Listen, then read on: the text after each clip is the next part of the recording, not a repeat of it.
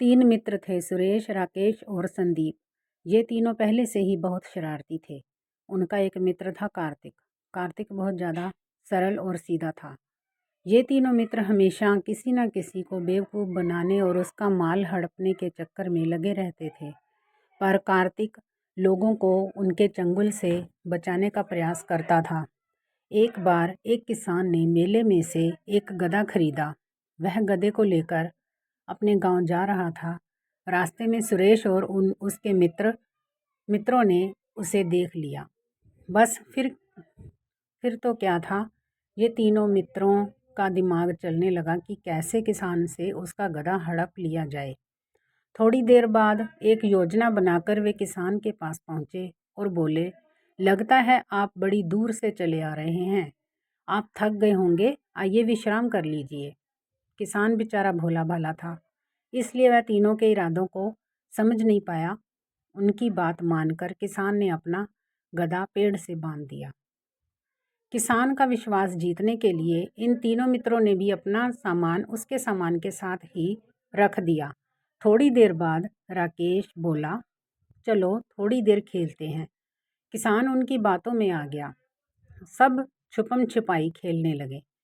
एक एक कर सभी एक दूसरे को ढूंढने लगे। जब किसान की बारी आई तो तीनों मित्र बहुत खुश हो गए।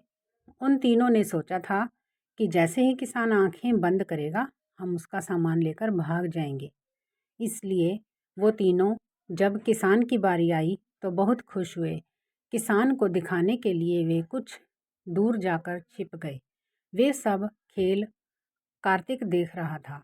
वह भोले किसान के पास आया और अपने मित्रों की सच्चाई बता दी। तीनों की सच्चाई जानकर किसान को बड़ा गुस्सा आया।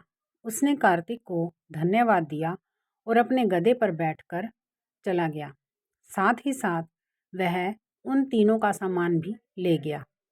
जब काफ़ी देर तक किसान उन्हें ढूंढने नहीं आया तो तीनों वापस लौटकर पेड़ के पास पहुँचे।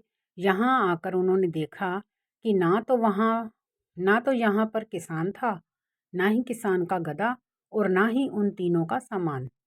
ठगने के चक्कर में खुद ठगे गए। वो बहुत दुखी हुए और तीनों ने अपना सिर पीट लिया। जब आप दूसरों का बुरा सोचते हो तो आपके साथ ही बुरा होता है।